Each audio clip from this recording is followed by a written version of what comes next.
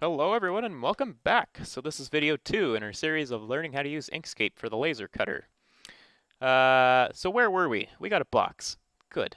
Let's move on. So the whole point of this project is just as a test run basically to show you how this program works and to show you what the thing you make is going to look like on the laser cutter so that when we do some bigger, better projects, you know how the machines work and how the program works. So I could just cut out a square box, but I mean, that's kind of boring. I may as well fill some things in there. So how about I put something in like, say, my name, Mr. Buchanan. Okay, I'm going to hit F1. I'm going to move this around, try to center it. And it's bigger than my box. Okay, so we need to change the size of the font here. So one way we could do this, that we already know how, up at the top, we know that we can just change the numbers of things. So what if I want to change the width? Let's say, I don't know, 1.5. That would be 1.5 inches, which was definitely going to fit in my box. The whole thing just got thinner. I don't really like that. So I'm going to hit Control Z, undo. Okay. Another way that we can change the font size is to select the corner and just click and drag. We can do, whoa, we can go upside down. Neat. I don't really want that though. You'll notice that you can get really squished too with the font. So if you want to keep the same shape, what you do is hold Control down as you're moving it, and no matter where you move your mouse, the shape will stay the same, but the size will change. So that's kind of what I want, something like that. Except that's a pretty boring font. Let's change that.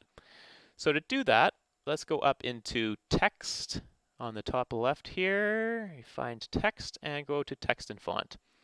Or if you start getting good at hotkeys, you can just do Control, Shift, and T, and that same box will pop up.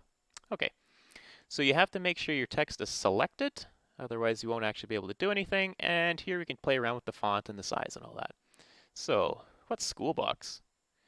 Let's try it. Hit apply to try it, and well, that looks kind of neat. Not really what I'm looking for though. How about that? Yeah, that's still kind of boring. How about this? Well, that's even more boring. All right. I'm going to go with, let's try this one. Hey, I like that. Looks like it's straight out of a Western. Okay. Maybe I'll make it a little bigger. I'll just click and drag to make it just a bit bigger and something like that. Cool. Okay, close that out. That's the end of the text for now. So, if I'm going to be the new sheriff in town, maybe I'll make myself a sheriff's badge. So sheriff's badge is something to the tune of a star in a circle. So let's make a star. So if I click and drag, well, there's the star. Now you'll notice how it just kind of orients itself no matter which way, but if I hit Control, or if I hold Control down as I'm doing this, then the star orients itself in a perfectly upright or a perfectly sort of sideways orientation. So let's try that again. Hold Control, make the star. That looks like it's straight up and down right there. Okay. Hit F1 or get the mouse clicky buttony thing there and move it over to here, somewhere around the middle. Next up, I need a circle in there. So if I make a circle, oh, that's not a circle, that's an oval. Well, how about that same trick? If you hit Control, let's try a new one. Hold Control and click and drag. You see how the circle pretty much stays a circle shape? It's trying to snap to other things in there. I'll explain snap in another video, but basically I just want my circle shape, so I don't want that. I want something that's about that big. And I'm going to move it up and over. There. That's looking a little better. Actually, it almost looks like the flag from North Korea. Maybe I'm making the wrong symbol. Anywho. So, it's probably now time to explain how the engraving settings work on the laser machine. So, anything that is black is going to get engraved. And what I mean by engrave is it's going to sort of lightly burn the top of the wood and you'll see the shape through and it will make a sort of small indent. The difference between engraving and cutting is that cutting cuts all the way through the material. So if you can imagine for a second that we have a 2-foot by 1-foot sheet of plywood in the laser cutter, and we want to cut out a 2-inch by 1-inch little square, we need to cut this whole square out. And what that means for the laser is it moves extremely slow at high power, and it burns right through the wood.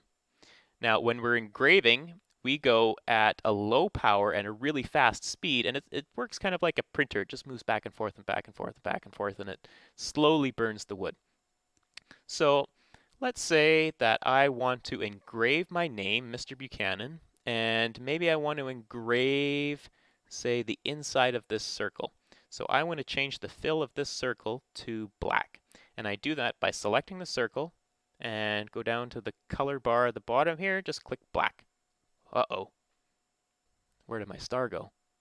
Well, in order to find that, we're going to have to go to the Object tab up here, because I have two objects now in there. I have the circle and I have the star, and I've selected the circle, and the circle is over top of the star and it's completely covering it over. So if I lower the circle, then it becomes lower in the document's sort of priority list than the star is. Now, let's say that I want this star to not have a fill at all. So to do that, I can either do no fill, which it has now, or I can do white. So anything that's white on the laser engraver doesn't engrave at all. So because I did no fill, and because there's this black thing in behind it, you don't really see the no fill. But if I change the star to a white color, and I move the circle in front, there we go, then we can see the star. Okay?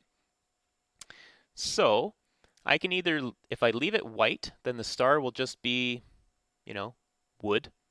Or I want to try cutting it out. So I'm going to select that star shape. Now there's some very specific settings for cutting, and this will be written down in the classroom somewhere. But basically, we need the stroke to be the red color, because that's what the laser understands. It understands black, blue, and red. To change the stroke color, you'll see the instruction down here. It says Shift plus click to set stroke. So if you hold down Shift and Control and you hit the red one, then it makes this nice little red line around the star here. Let me zoom in just to make sure that you can see. It's made this red line. Okay. Now there's one more very important setting to make sure that the laser cutter can actually cut this line. It can only cut lines that are 0.1 pixels thick. Now remember how we changed all our units to inches? Yes, this is a bit of a pain in the butt. We have to change it back into pixels. So how we do that?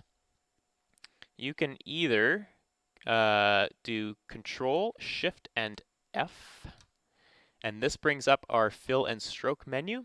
And there's another way to get to it, and I believe it is, well, I forget exactly where it is right now. Fill and stroke. It's under Object, or Control, Shift, and F. Okay, so that brings up this menu here. Now, I've selected my square. I'm going to go to Stroke Style, and my stroke style is in inches here, so I need to change that to pixels, which is px, and the width needs to be 0.1 pixels. So this number might have changed to something else from you. You have to make sure that the width is 0.100 pixels. Otherwise, it will not cut. It's just going to engrave. Okay, one more thing that tripped me up when I was testing this out is that my opacity was all the way down to 0. And that basically meant that nothing worked. You need to make sure that that's 100%. Okay? So, right now we have a star, which is white on the inside, red on the outside. So it's not going to engrave inside it, and it will cut the outside of that shape. We have a circle, which is black, and it will just engrave the outside, and we have my name. I'm going to add one more little thing, because maybe I'll add this to my keychain. I'm going to add just a little hole to the side, which is going to get cut out, so I can add this to my keychain. And I'm going to hit Control, make a little circle. Yeah, something like that. Okay, So I'm going to end it here. In the next video, I'm going to show you how to align things in the program and how to save it and print it so that the laser machine can actually read this document type. So I'll see you in the next video.